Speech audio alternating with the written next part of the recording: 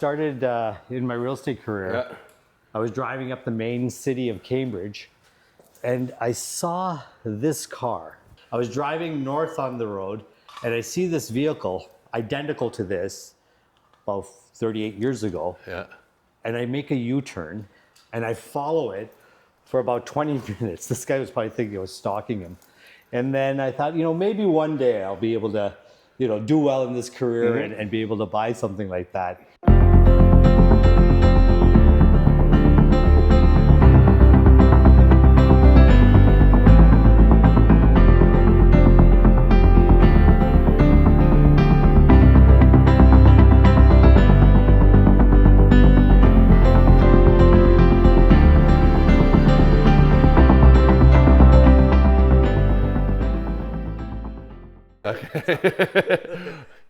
We're here with Faisal Susiwala in Cambridge, Ontario, with the Impact Exchange, a World Housing podcast. And we are fortunate enough to sit down with him and talk about some of his successes, which are multiple. But we also want to talk about what makes him tick and some of the struggles in life and the impact that he's made through his generosity with World Housing and other philanthropy things that you've done in your community and other things of interest that interest you. So welcome and thank you very much. Thanks for having me on. So there's all these things, but I got all these paperwork of you and all your successes, right? Throw it away. Throw it away. I want to learn about you. I want to learn about what makes you tick. Where do you get your hustle and grind from? I get it from growing up in a time when we didn't have much. My parents were new immigrants to the country, struggling. My mother worked in a factory her entire life. My father worked in a textile. He was then given an opportunity to work at a press operation in Cambridge. And sadly, when I was 5 years old, my brother was 6, my father had an industrial accident and lost his right arm. In that situation, it was, okay, what happens now? And we were very blessed, even in a time like that, to have support of this community. So my hustle comes from, one, simply a fear of poverty, not wanting to ever be in a situation of uncertainty, feeling unsafe, insecure about what's going to happen tomorrow. And my strength comes from my parents, to see the resiliency even after such catastrophe, to be able to go out there and work and give us a life and put a roof over our heads and give us shelter and give us food and whatnot. And it just showed us that, with that work ethic, anything is possible, and it's easy to give up, but to persevere and continue saying, tomorrow will be a better day. So that's really where I get that work ethic from, is seeing what my parents did before me. Can we talk about that a little bit? Like, waking up and knowing that tomorrow can be a better day.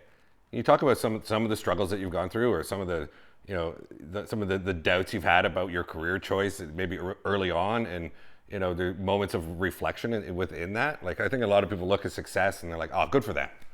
Oh man, it must have been the easy road, but it's like the overnight success, takes 10 years kind of. The big lesson I had at a very early age is there is no such thing as instant gratification, that it takes time. And if you put your head down, you do the right things, you stay consistent, and you focus, that things will get better. So in my career, I started in 1988. At the age of 18, I got licensed. It was a good time in 1988. Things were happening. I was still in high school, had just been accepted at 3 universities, and I came home and told my mom and dad that I'm not going to university. I'm going to have real estate as my career. Well, that was devastating for them, because they stayed in this country, moved to this country for a better life for us, for education, all the things they didn't have. But something inside of me told me this is what I wanted to do. Of course, in 1989 to 1990, the recession hits. So I questioned every decision I made. I regretted so many decisions that I made. Started questioning myself and thinking, I should have listened to everybody when they said, you're too young, This is not for you. You should go to university, get a degree, get a job. That's the lane you should be in. And I still had that burning desire to be successful. And I didn't fit into that box of university, job, whatnot. And I was entrepreneurial right from a very young age. And I made that decision at that point to say, no, I'm not going to pivot or change direction now. I'm going to learn everything there is about being successful in this industry. I'm going to watch those who are successful. I'm going to model excellence creatively and do something that is probably not inside of the regular way of selling real estate, and created a niche for myself through marketing, through scaling down, just being very consistent in ensuring that people would understand that if they were thinking real estate, I wanted to be synonymous with that thought.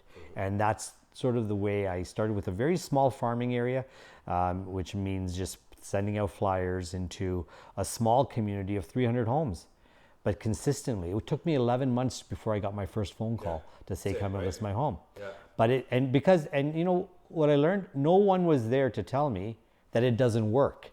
So I kept doing it until it worked. And then it worked. And when that worked, I reinvested. I didn't take the commissions that I was earning and enjoying life, taking vacations, going out partying. You know, as an 18, 19-year-old, you start making some money. You think, okay, this is great. I just learned from my parents the power of saving, waiting it out, not getting that instant gratification, and reinvesting back into my business, into myself, into my education, and learning the most I could. So those were, you know, important life lessons at a young age. And I had a great mentor, Mr. Reed Maneri, who gave me an opportunity after I was turned down by a multinational brand. They said, look, you're too young, you should go to university. And I missed the bus. I didn't even have a car. And, you know, have you ever heard of a realtor without a car? And that was the thing, that I had to borrow a vehicle to even go show a house or meet a client. But I did those things because I knew that at some point I would be able to create a life for myself in this business. Yeah. Do you ever have, even with the success, do you ever have, because the fear of poverty was so great in you, that drove you, do you still have that? Every day. Yeah. Every day. I still calculate the cost, you know, this is going to sound crazy, but I still calculate the cost of a pair of Nike shoes at $2.60 an hour, because that's what my mom was making. And just for us, there was just no option for me to go and ask mom, hey, can you give me $50 to go buy this pair of Nike shoes, because she would have to work 25 hours to earn enough money. And that's basically 3/4 of the week to just pay for that. Get you new kicks. Yeah, that was not an option. I don't think I had anything brand named until I was in my late 20s. Yeah.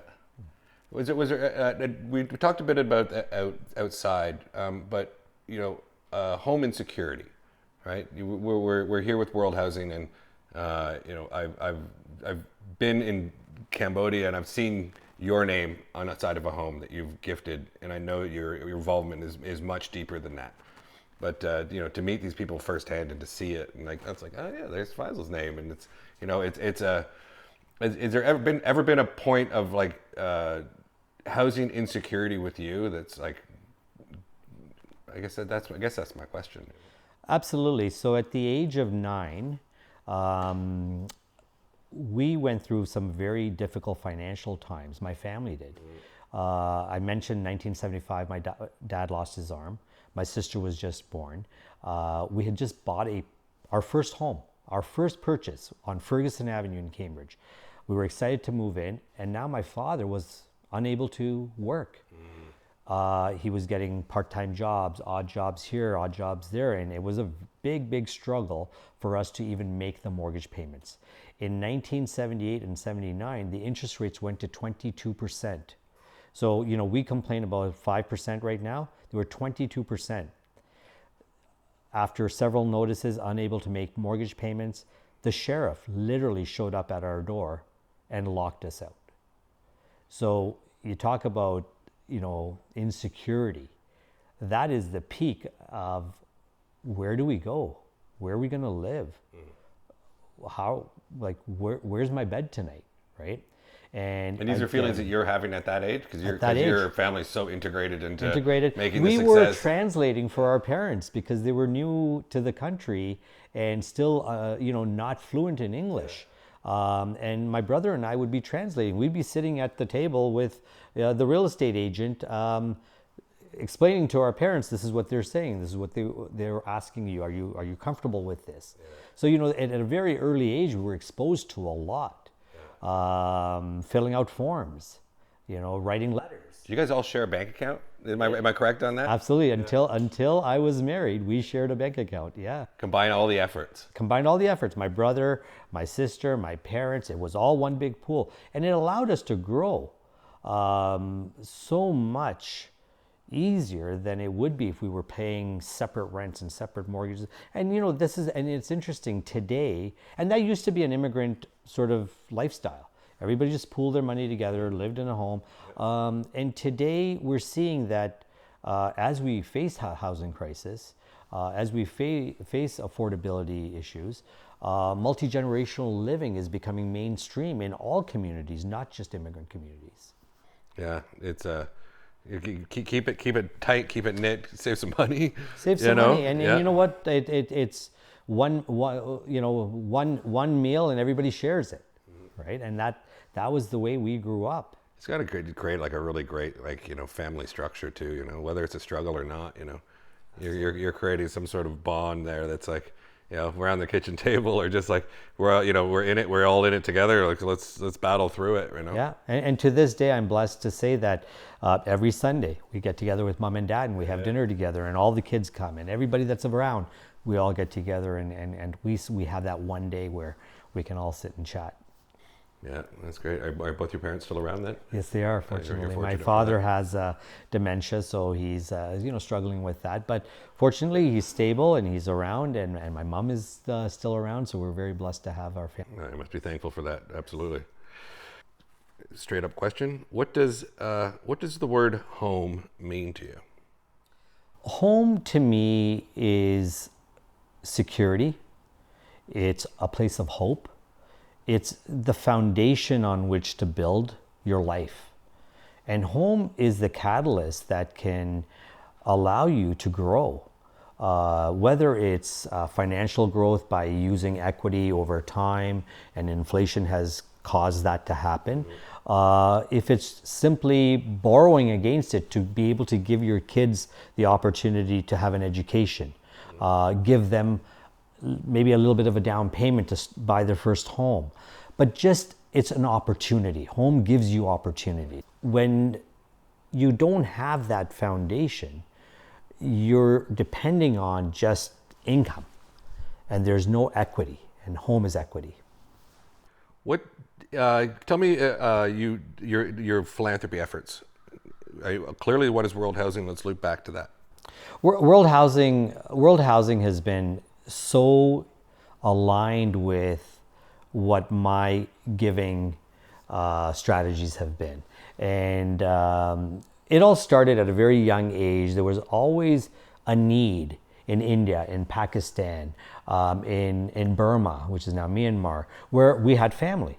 And we grew up seeing our parents always donating $50, $20, $100, anything they could. I even remember my parents writing a post-dated check once for about a month later, because they had to wait for enough pay to come in so they would have that money for the check to clear. But they were donating, and I would always ask my mom and dad, like, we're struggling. Why are you writing this check? And they would always say that they need it. We have enough. They have nothing. And that was really, it resonated with me, and I sort of had that in the back of my mind, that we do have enough. As much as we complain in North America or globally about the housing crisis, and we talk about the housing crisis in Canada, and we need 3 million homes in so many years. Well, a true housing crisis is in those countries like Cambodia, in Pakistan, in India, in Myanmar, where they're devastated. They don't have shelter. They don't have running water. So my efforts started with just building wells and just getting fresh water to villages. And they're literally living in mud huts. There's no sanitary sewage systems. So just creating that. And I was doing this for years prior to even learning about World Housing. So when World Housing came into my life, it was, wow, this is great. It's organized. It has transparency. There's boots on ground. There's the stakeholders are knee deep in this. It's not a large organization, an ivory tower, allocating 10 cents of every dollar that's donated. 100% of the money is going to where the need is. And that was very important to me. How did you learn about how did World Housing come across your plate? Like, how did you learn about it? So my friend Jim Dodd with the ZARE group called me up, and we were doing a joint project with him, constructing some townhomes and whatnot in Waterloo. And he said he's got this great idea. He came across this organization. I believe he learned about it through Mac. And he said, what do you think of this idea where we're going to donate so much per home that you sell? I said, this is fantastic. I said, okay, so you guys donate for every home you build. I'll donate for every home I sell. And together we can start this journey with World Housing. And when I learned about all the good that they were doing and where they were doing it, it just completely aligned with what I was passionate about. And look, it also aligns with the career I'm in. The joy I feel when I see someone who buys their first home, it's so great. Like, it's so rewarding as a realtor to be able to hand over the keys to somebody or show them the home and you see them light up. And then I see what is happening in these countries where they have absolutely nothing. And we're not even handing them the keys. We're just creating a house for them. And it may not be much, but it's a sense of security. It's a sense of hope for them that now we have. And that aligns very much with my philosophy of what a home is to me. Exactly. Right. Yeah. It's you said something earlier about, it's like, your mom, you saying to your mom, it's like, why are we giving these people stuff when we don't have a lot? Your mom's like, well, we have something. They have nothing. And like, nothing is a very hard term to sort of wrap your brain around, especially in this part of the world, And it's literally nothing. Yeah. We see, I have a project in Pakistan where it's widows and orphans.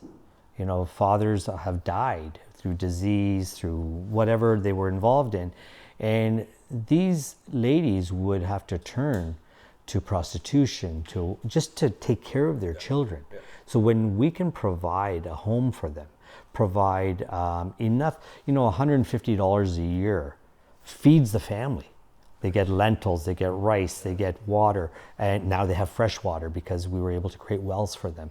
So that is such a rewarding thing that we can say, okay, we're blessed to be in a country, we're blessed to have fresh water, we're blessed to have opportunity, and how much do we need? We're so lucky, and if we can just take a little bit and just give it back to the community, give it back to your neighbors, give it back to the universe. Like, somehow it all works itself out and you just feel more blessed and you get more back. Yeah, absolutely. It's a great way to look at it. Can you tell me how are you involved with World Housing? Well, I'm honored to be an ambassador for World Housing. I'm honored to be able to contribute to World Housing. I advocate for them with the projects that I get involved in. I ask the builders to do something similar to what the ZARE group has done, what the Cook Homes have done, what I'm doing as a salesperson. So that's I'm passionate about what World Housing is doing. I support what they're doing. I love their mandates. I love the fact that they're hands-on. They're involved. They get on a plane and they go to these villages and they see the work being done. They're helping build these homes physically, and the contributors, the philanthropists are also hands-on. So it's a very unique model that I haven't seen with other organizations, and that's what really drives me to support and be involved with World Housing. Yeah, I find it's when you actually get to see, you take your dollars and your dollars go to, whether it be a family or a home, and you you have a plaque on the side of that home. Like there isn't really anything out there that's sort of contributing to that level of directness. You know, it's like here's the money's donated. Here's your home. You can come and visit them if you need to. You know, or you can come down with World Housing and be part of that journey, right? You know, going down and seeing.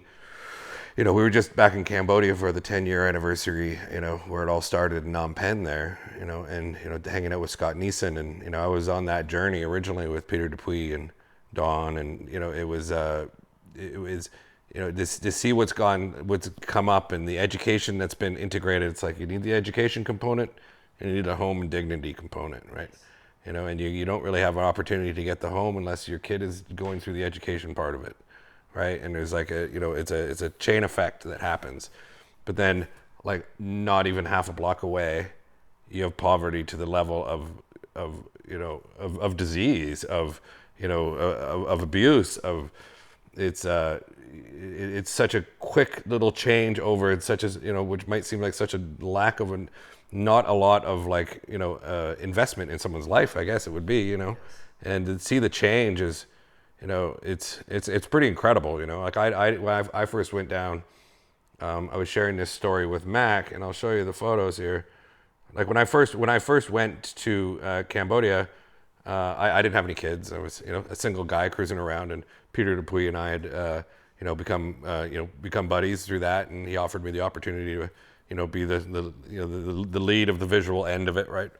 And I went down and you kind of go through the slums, and you see some pretty crazy things. But then I'm going back now, and I went back in November with a kid as my own son, you know, curious about how this was going to affect me now that I'm going to be seeing, you know, people. And I'll tell you, and I'm going to share the photos, because we were walking around with Scott, and I call it a privilege, because he doesn't bring a lot of people around with him on this when he does his night walks through the village, which is like, he's been doing it, and like he does it every night almost.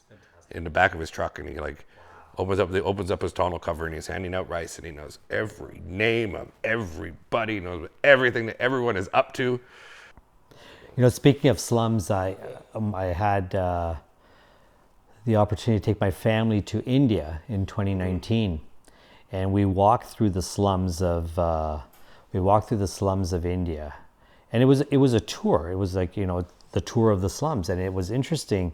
As we were walking through, they could obviously tell the people that live there, and they're living in like literally tin huts. But there's an entire infrastructure there, and as we're walking through, they were the residents, the occupants there were so hospitable. They would come out and welcome us, and I remember in one area we walked in, and this family comes out and they bring 2 bottles of Coke, and they're like, please, you're a guest in our village, like, have this. And it was incredible, because those 2 bottles of Coke probably would cost at least a week's salary for them to, and they were just so giving, so generous. And it just goes to show the heart that these people have. And they didn't want anything. They didn't want money. They weren't asking for anything. But it was just amazing. And when I got married back in 2000, my wife and I had gone to Burma and Myanmar. And we went into some villages even back then.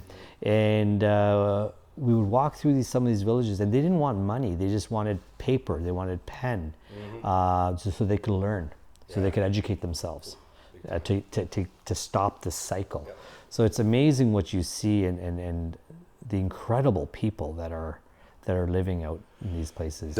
You speak of education. We were in Zambia last May, and it was we gifted a home to 30 girls, 28 girls, right? Who were pulled out of their situations, and you know, some pretty, you know, you're talking about a hut, right? It's, you know, no bigger than this carpet right here, and 3 people living in it, and you know, the education component was absolutely everything to them. Like it was everything. It was the way out. It was their way out. Like we were with one of the organizations out there, the Baraka Group, and they were Baraka Foundation, and they have the education component, and they have a very beautiful like education area there. But in the house at night, they were learning. I'm talking 9:30 at night, and the room was filled with the girls, and they were learning about like splitting an atom and what an atom was, and every hand in that room was up. Wow. I got the answer. I got the answer. I got the answer. Right? And I'm just like, holy cow, it's like 9:30 at night. Yeah. You know, and the next morning I woke up early at 4 o'clock in the morning, and the girls are up. They're getting ready. They got their school bags on. Right? They're cruising, and they're just, this is for like a, you know, a Western society where you're like, I gotta go to school, man. No, there, it's like, yep, right? And it's like that ripple effect, you know, it's like being able to give back. Someone becomes a doctor, they can save many lives. It's been able to provide shelter for their children, you know, being able to give that education, getting out of that loop. Yes. Right? It's a huge component, right? It is. Yeah. Yeah, I'm just gonna quickly show you. So this was the one girl. So we had it was like walking through with Scott, right? So let's see if we got. This is a bunch of them. Oh, that's in Zambia, right? So this is the little hut that she was in. Wow, look at the conditions. Yeah, this is like there he is laying out his rice, you know. That's something. And there's the house there with all the girls, right? They're there. Wow, incredible. Yeah, so she got the opportunity, and his English was great. Really? A full-on interview with him, you know, and talking about his sort of, you know, struggles, and like look at that kid's bike. Oh my goodness. There's not even a chain on. There's a chain on it. It's on the ground. There's even rubber on no, the tires. no. Wow. And the kid, you know, he looks like he's very sad in these photos. Yeah. I'm not saying he's not sad, yeah. but like when the camera wasn't on, he was just like, "What's up?" He was a kid. Yeah, yeah. His buddies showed up. They started sprinting and running all over the place. Wow. Right, so there. That is incredible. Right, that's her dad there. So we were walking around with Scott that night, you know, and it's hot, it's muggy. You're in the slums, and we end up going down this one alley, and the alley was, you know, there was so many people following Scott along that we ended up, and I was like, I wonder if I'm going to see, and I end up looking over, and I see this little girl, and she's just holding her head, right? Oh my goodness. Right, and she's just standing there like shaking, right? You know, and I'm like, I'm filming her because I'm just doing it. There's so many people around in the reality of it. And, like, and then all of a sudden, a block and a half away is homes that have been, you know, gifted to people, and hopefully that these people can also get out of the cycle. And you know, like just humanity is that, you know, that could be us. That could have been us. Oh no, absolutely. We were just lucky that we are here, and it's not even. It's an obligation. It's an obligation to give back, because that's what humans should do. We should give back. If you're fortunate, you should give back. I don't think it's that needs to be a request. It should just be within us to do good. It's worth doing. If there was a lesson to be given to the next generation, it would be actually twofold. Number one is put a little bit away from each paycheck that you earn for yourself, and put a little bit away to do some good in the world. And that will fulfill two needs. Number one, you'll see the funds that you are putting away for yourself grow over time. And when you give to places that are in need, you're going to feel good about what you're doing, and that will make you more successful. How would you like to be remembered? Okay. It's deep. I would like to be remembered as someone who left the world in a little bit better state than it was before I entered. That's great. Well, I'd like to say thank you for your time, and thank you for the opportunity to come to your home. My pleasure. And it's been a pleasure. Thank you very much. All right.